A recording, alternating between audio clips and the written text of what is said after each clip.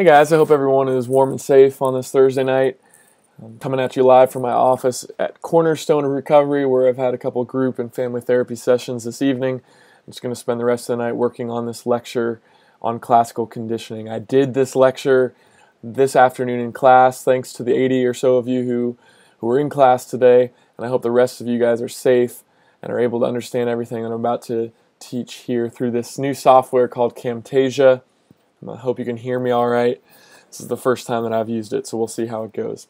Before we jump into this lecture, a couple of housekeeping announcements. One is that March 3rd, that's this coming Tuesday, we will still be having the exam. I repeat, we will be having the exam next class on Tuesday. Please bring your ID, Scantron, and a number 2 pencil to be prepared for that. There'll be 50 questions plus one bonus question, and it'll be a very similar process to the last test. I've posted a study guide on Blackboard, and again, Chapter 6 will be covered on the exam. This classical conditioning lecture that I'm making right now, and then one later in the week, probably hopefully Friday or Saturday, the operant conditioning lecture as well. So the other announcement is next Thursday, it's March 5th. Your writing assignment is still due. We talked about this in class today, but the only time you'll really lose points for this writing assignment, I'd say there's 3 primary ways students lose points. One is just the answer is incorrect. So make sure your answer is correct, that you know what you're talking about. Read the book, go to the PowerPoint slides to make sure that answer is correct. The second way you can lose points is by having answers that are not complete. So just make sure each answer is complete. Some of the questions have sub-questions to those questions, and make sure you've answered each of them fully. Then the third way you can lose points would be just poor grammar. When students make multiple grammatical mistakes and spell words incorrectly, Cecile and I will take points off for that as well. But ultimately, I want this to be an assignment that you can get a lot of points on and that will be able to help your grade rather than hurt it. That is the hope, although that's not necessarily the case for everyone. I believe those are the announcements. We'll go ahead and get started with Chapter 6, and this chapter is learning. And again, we talked about this in class today, so if you went to class today, don't feel the need to listen to this unless you just want some repetition, some rehearsal of the material we talked about today. So learning is just a change in an organism's behavior, thought as a result of experience. The key component here for a psychologist is that there has to be a change in your behavior. So while learning can come in a classroom by reading books and studying, more broadly, learning can be really anything that changes your behavior. So we think about that proverbial example of touching the hot stove when you're a child. You touch the stove, your hand gets burned, you then realize, hey, this is a hot stove, it doesn't feel good, so I'm going to go ahead and not touch it again the next time I see it. Your behavior has changed, and so learning has occurred. This happens really in your everyday life. You learn which people to be around and not be around by experiences with those people. So you can probably identify other examples in your daily life where you change behavior as a result of experience. A couple of terms before we get into classical conditioning. Habituation. We're going to look at habituation versus sensitization. They're really just opposite terms. Habituation is the process by which we respond less strongly over time to repeated stimuli, and this video is a great example of that.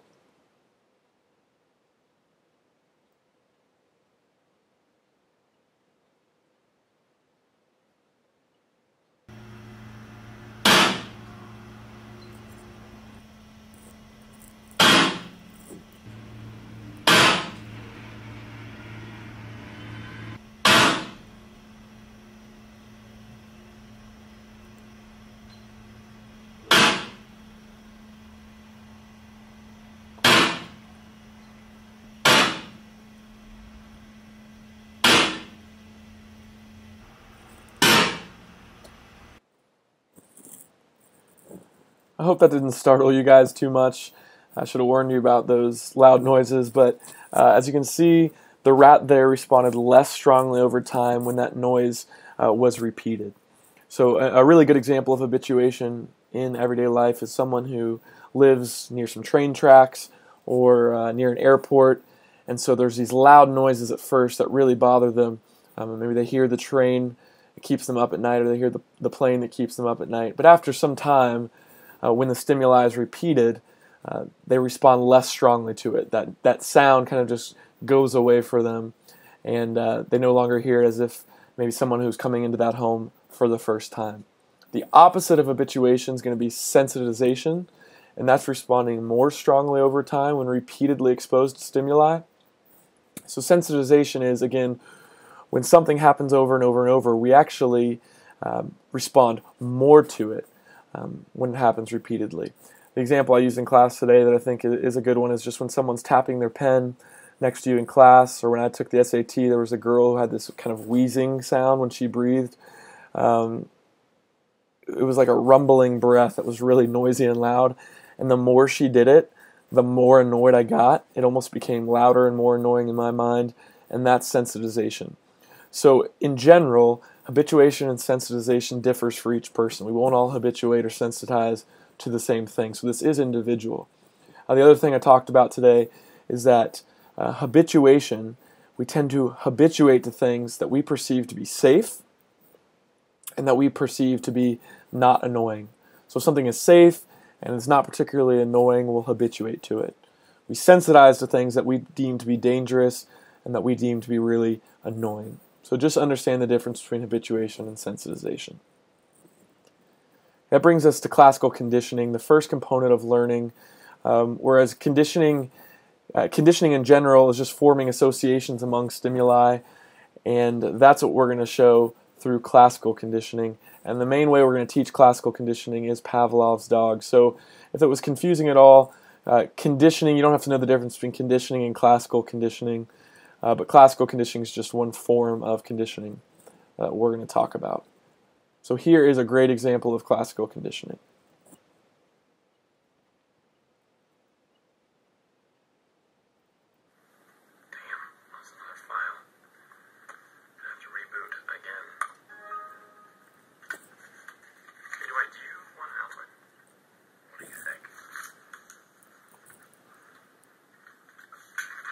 In school, we learned about this scientist who trained dogs to salivate at the sound of a bell by feeding them whenever a bell rang.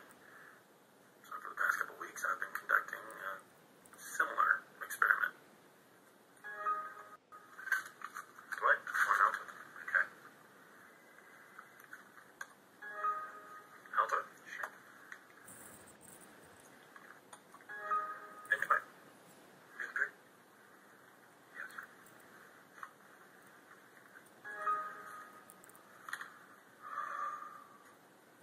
What are you doing? What? I don't know. My mouth tastes so bad all of a sudden.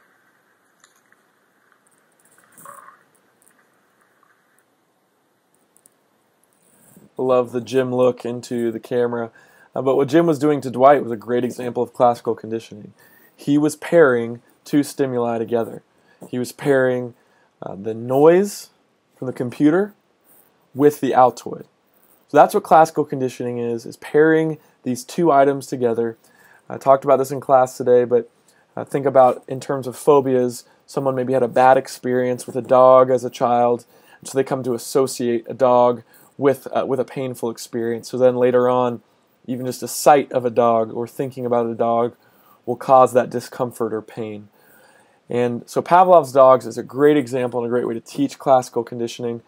What Pavlov was trying to do was just to see if he could get dogs to salivate to things other than meat. So could he get dogs to salivate to things other than meat? So for any classical conditioning example, there's going to be 5 primary components. Your book identifies these 5. As we move through the next several slides, these will be book definitions word for word. The definitions may seem a little overwhelming, so I'll try and simplify it the best that I can. But all you need to know from this slide is that the neutral stimulus is going to be the exact same thing as the conditioned stimulus. The neutral stimulus will be the exact same thing as the conditioned stimulus. In most examples as well, the unconditioned response and conditioned response will be the same thing. But these are the 5 primary components. I kind of like to teach them as as 4, the UCS, the UCR, the CS, and the CR, because again, the neutral stimulus and the conditioned stimulus are the same. You need to be able to speak this lingo backwards and forwards and know what I mean when I say UCS, UCR, CS, and CR. So again, be able to explain, well really this isn't an essay exam, so be able to define, to not only be able to do examples of these problems, but also there's a few definitional type questions about classical conditioning on the exam. So what Pavlov did is that he started with an initially neutral stimulus, which was a bell, and it was one that did not elicit any particular response. So when we talk about salivation, think about it. Does a bell in the real world automatically cause dogs or people to salivate? No, a bell is a neutral stimulus. It does not lead to salivation. He then paired the neutral stimulus, which again was the bell. He repeatedly paired it over and over and over with an unconditioned stimulus. What was the unconditioned stimulus? Yep, you got it, meat. Or actually, more specifically, meat powder. He started to pair the bell with an unconditioned stimulus, which you can write down, take in your notes, was meat in this example. Remember when we were looking at those 5 components on the last slide? So far we looked at the neutral stimulus, unconditioned stimulus, now the unconditioned response. And that is just the response that occurs to the unconditioned stimulus. Okay, the UCR is just the response that is automatically caused by the unconditioned stimulus. So if I'm defining these terms for the UCS, I'm defining that as the stimulus that causes an automatic, natural, or reflexive response. If I'm defining the unconditioned response, it is really just the automatic response in these examples, the automatic response, and it's elicited by the UCS. So after Pavlov repeatedly paired the neutral stimulus, which again is the bell, with the unconditioned stimulus, the bell itself began to elicit the response. So here's where the neutral stimulus becomes the conditioned stimulus. So Pavlov would ring the bell over and over and over, followed by meat. And then he would pull away the meat and just ring the bell. So the bell would ring, the meat would be shown to the dog, and it would cause salivation. But now we're getting the dog to salivate to just the bell, and that's where we call it the conditioned stimulus. The conditioned stimulus is the initially neutral stimulus that comes to elicit a conditioned response. And when this happens, we call it the pairing process. In a second, we're going to call it acquisition, but you need to understand that pairing and acquisition are pretty much the same thing. But the pairing process is when we are putting the bell with the meat. Okay, the pairing process is when we are putting the CS with the UCS. The conditioned response is just the response that was previously associated with the meat. It's now being elicited by the bell through conditioning. So the conditioned response and unconditioned response are both salivation. They're the same thing. But the difference is, in terms of the definition, the conditioned response happens in response to the neutral stimulus, whereas the unconditioned response happens in response to the meat or the non-neutral stimulus. And one other note about pairing: when we are pairing 2 stimuli together, when we're pairing the CS with the UCS, the CS has to come before the UCS. I'll say that again with a big wink wink. This will be on the test. The CS has to come before the UCS. We need our conditioned stimuli, the bell, to signal the presence of the unconditioned stimuli or the meat. Okay, we need the CS to signal the presence of the UCS. If you gave the meat and then a little bit later rang a bell, that is not pairing, that's not going to work. We need the CS to come before the UCS during the pairing process. Another way of looking at it, I'm going to give you several ways of looking at it because there are multiple questions on this on the test. Before conditioning, in the real world, we just see that the UCS causes the UCR. Meat causes salivation. Also before conditioning, the conditioned stimuli, or the conditioned stimulus, which is the bell in this case, causes nothing. During conditioning, or during the pairing process, the CS needs to precede or come before the UCS. That should say the UCS, which should become then before the UCR. They're interchangeably US and UCS, or UR and UCR, but let's call them the UCS and the UCR. So again, the CS, the bell, has to come before the meat, and then comes the unconditioned response, or the salivation. After conditioning, once we have done that pairing process, we see that now the conditioned stimulus, or the bell, leads to the conditioned response, or the salivation. If you're still not clear, go through this slide right here. Maybe pause it for a second and just take a look. If it still doesn't make sense, go ahead and pause this lecture and take a look at that page right there. And hopefully you understand kind of how classical conditioning works with Pavlov's example.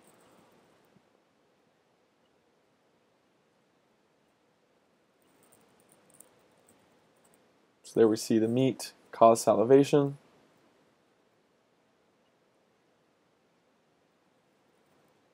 We see the pairing process, which is the bell, the meat, and the drooling.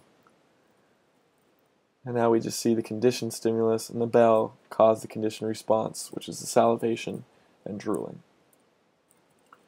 So obviously I'm not going to tell you to use your clicker right now, but pause this, make sure you know the answer to this question. I'm about to give you the answer, so again, pause it if you have not answered it yet. But the correct answer here should be letter B. During the pairing process, the CS should come before the UCS. This next question, read it. Pause me for a second. I'm about to give you the answer.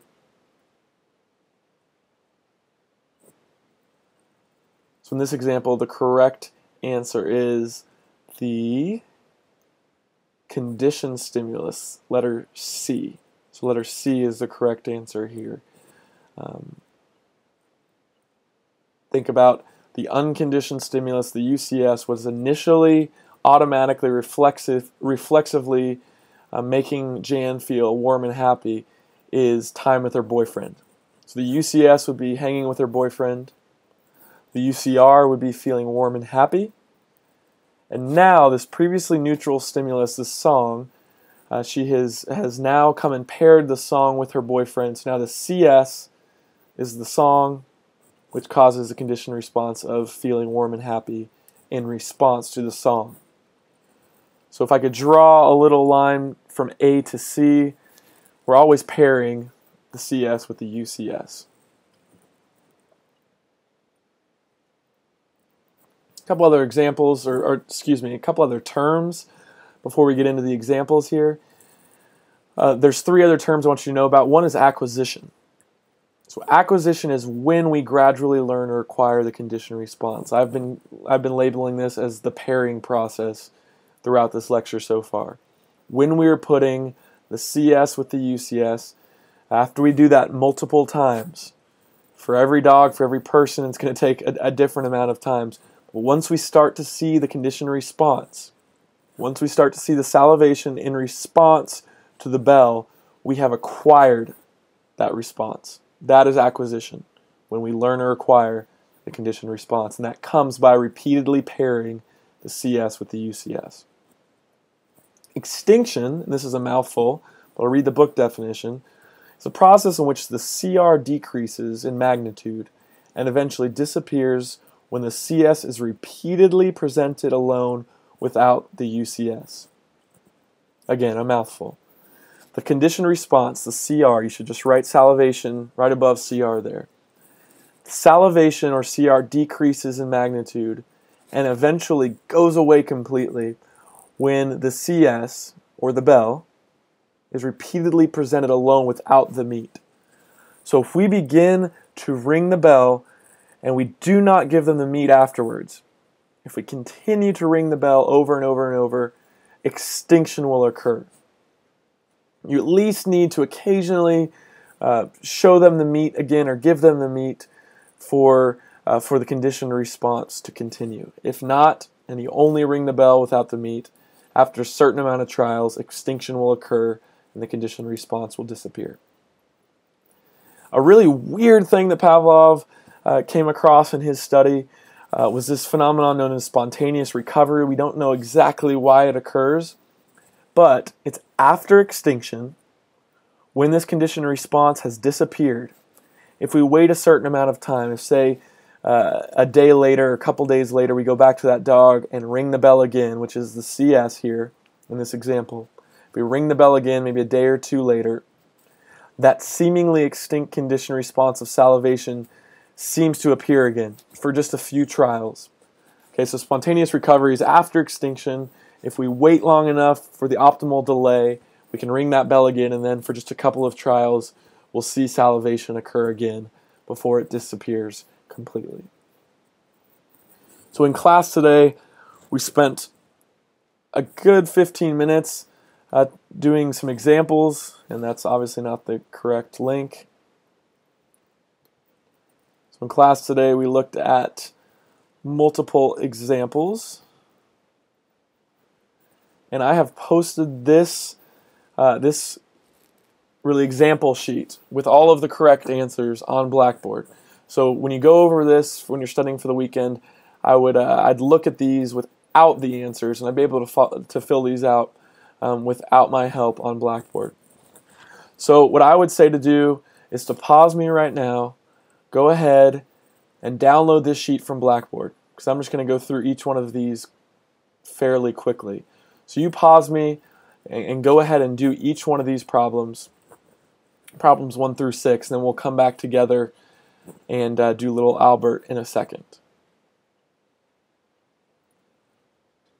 So the correct answer for number 1, and the way I explain this today is when I'm attacking any of these questions, I write below that test question, no matter what it's asking you for, the UCS, UCR, CS, or CR, fill all 4 out, and then just answer whatever the question wants from you.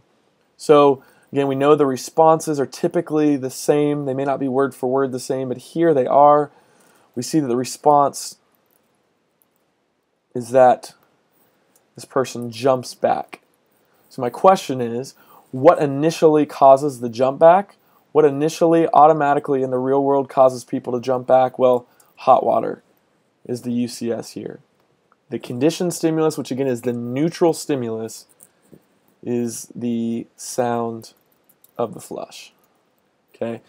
And I said tongue-in-cheek today in class, you know it's neutral because if you're walking down the hall and you hear maybe someone flush the toilet, do you automatically just jump back and scream or just jump back? No, you don't. You do that to hot water. That's why hot water is the UCS, and the sound of the flush is being paired with the hot water. Think about in terms of the pairing process. Remember, the CS needs to come before the UCS, so the sound of the flush needs to signal that the hot water is coming. Extinction would occur if over and over and over the flush occurred and there was no hot water after the flush. That jumping back response would go away if, again, we just had the sound of the flush with no hot water happening. All right. The UCR and CR, the 2 responses here are nausea, and I underlined the UCS here. What's really causing you to be sick and nauseous is the flu.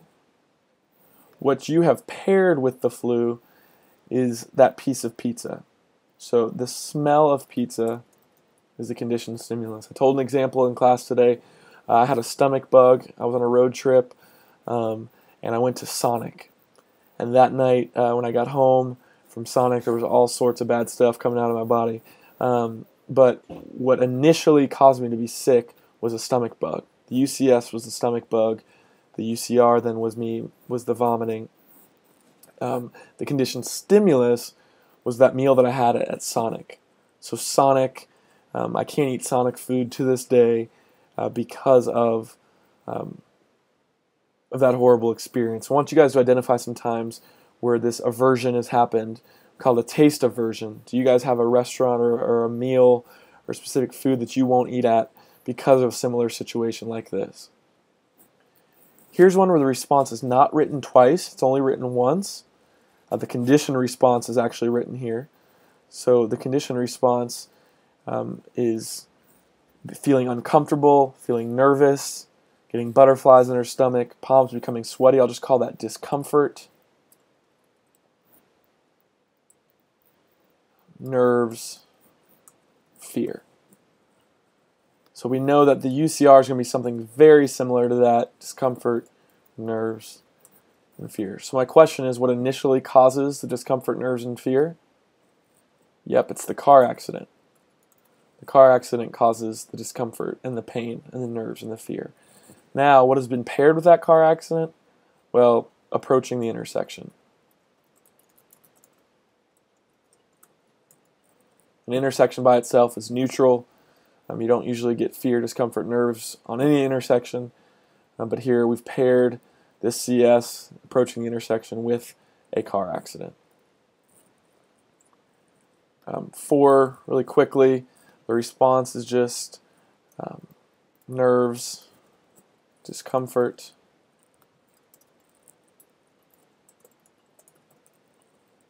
okay, again, only the conditioned response is stated here. What initially is causing the nerves and discomfort is the rooster attack.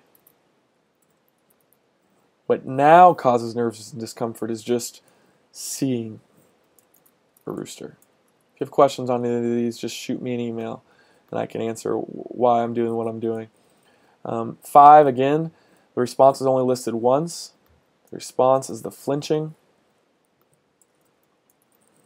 So what initially, automatically, naturally, I'm using all these different words because you just need to ask yourself, what automatically, reflexively, naturally in the real world is going to cause someone to flinch? Does the word goodbye cause someone to flinch? No, not necessarily. It is slamming the door that causes the flinch. But now, goodbye, which has preceded slamming the door, causes you to flinch. Finally, Stephanie and her lover, Keith, they have a great time together. They both feel happy and relaxed. So that's she feels happy and relaxed. That's the response here. And again, Stephanie, whenever she is with her lover, Keith, that is what is initially causing her automatically to be happy and relaxed, is being with Keith. What now has been paired with Keith is his scent. So Curve Cologne now causes her to be happy and relaxed. And I talked about this in class today, but think about an ex-boyfriend or girlfriend that you've associated with a specific restaurant or a specific song or a specific scent. This happens all the time when people are in relationships. And if you have any questions about these at all, feel free to shoot me an email, like I said. Let's briefly watch the video on Little Albert.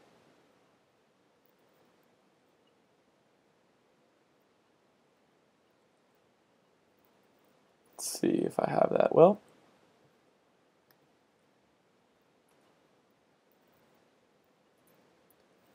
hang with me for a second. I had it. Little Albert.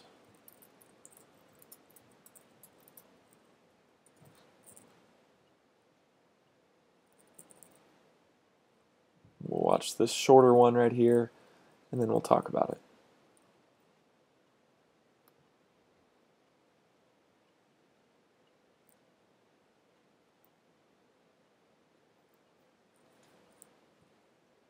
In the early part of the 20th century, psychologists John Watson and Rosalie Rayner set out to teach a baby boy called Little Albert to fear white rats using the principle of classical conditioning. This is a film of their work. The film shows several phases of their study.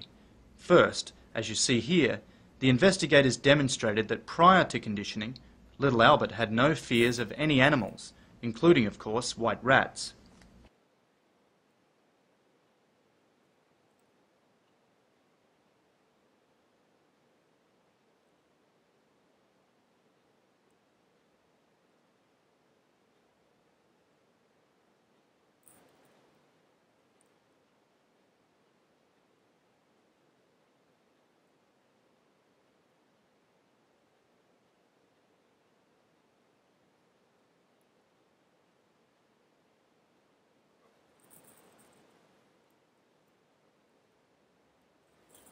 I'm not sure what happened to the sound, but there's the white rat.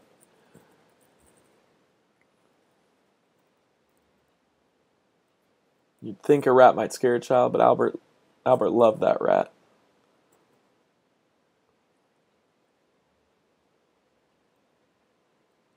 And there's Albert with the rabbit.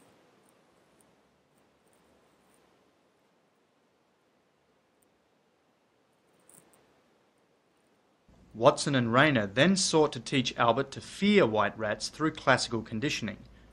In the conditioning phase of the study, which was not filmed, the investigators struck a steel bar with a hammer whenever Albert reached for a rat, making a very loud noise that greatly upset and frightened Albert.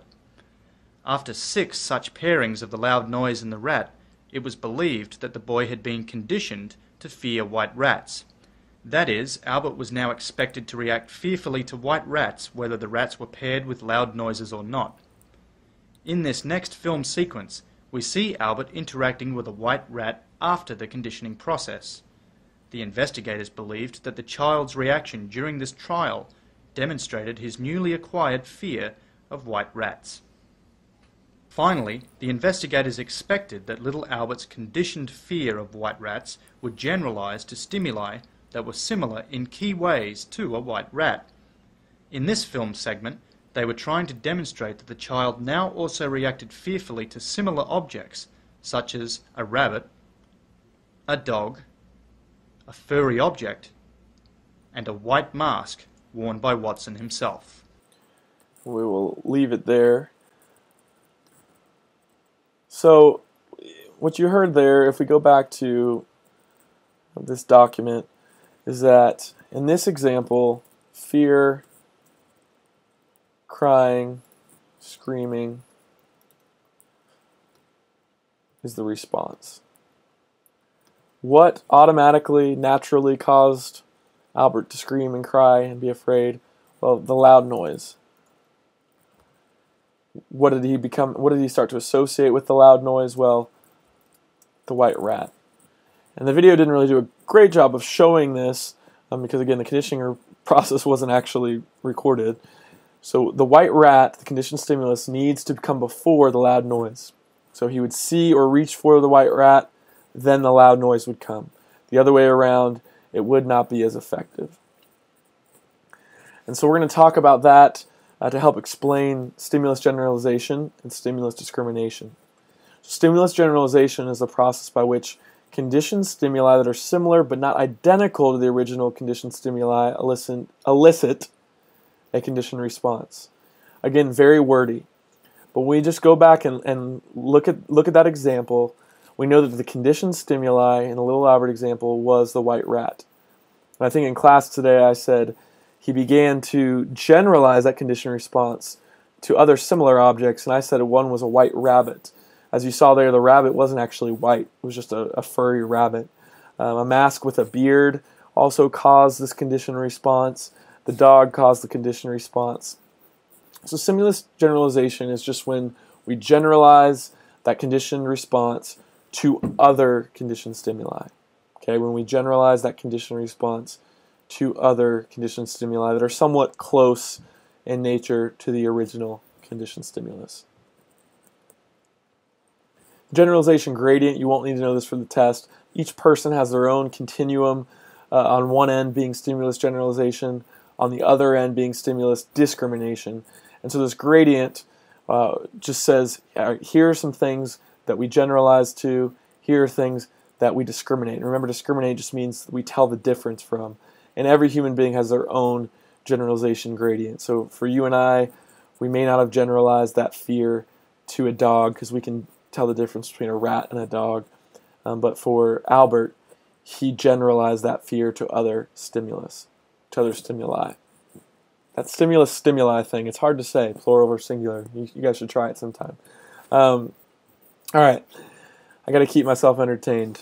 The stimulus discrimination then is just occurring when we exhibit a less pronounced conditioned response to conditioned stimuli that differ from the original conditioned stimulus. So remember, the conditioned stimulus was the white rat. If you can discriminate between objects, for instance, a block of wood or a Lego or something else that's really different from the rat, something that's not furry, something that doesn't move, then that conditioned response does not occur to those conditioned stimuli. So discrimination is when we can tell the difference between one conditioned stimuli and the other, and the conditioned response does not occur to those other conditioned stimuli.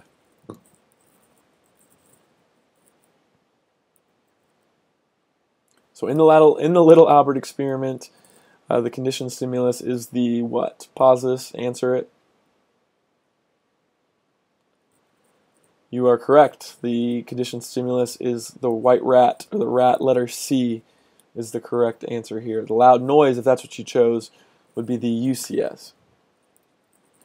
During the pairing process of the little Albert experiment,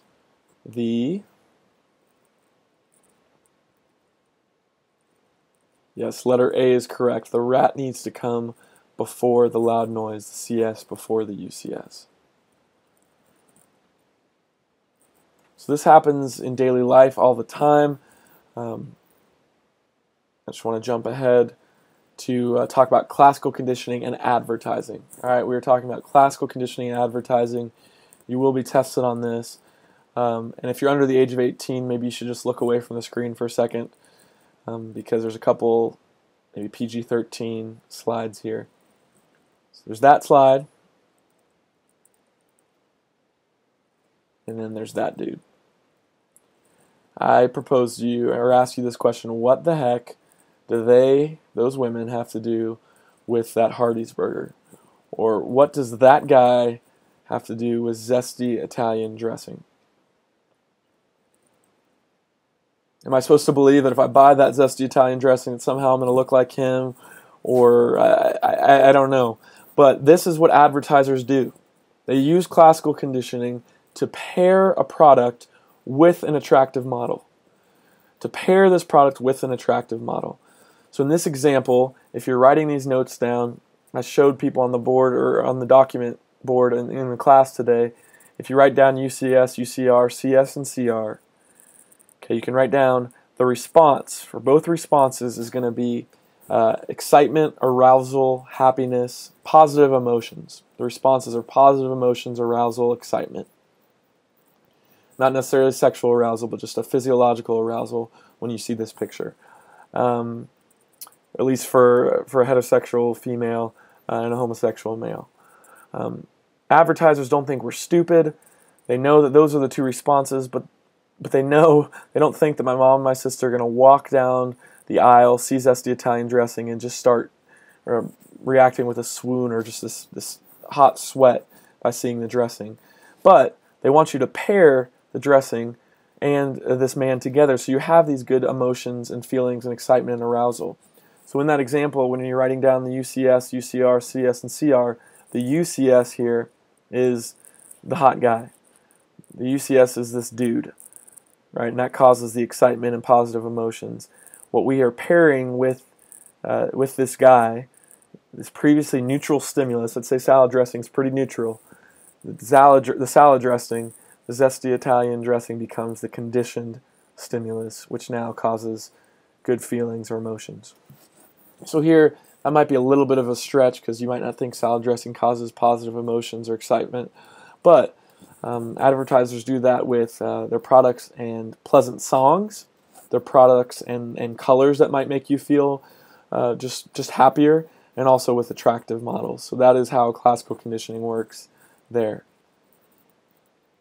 In acquiring fears and phobias, again, in these examples, the unconditioned response and conditioned response are both fear.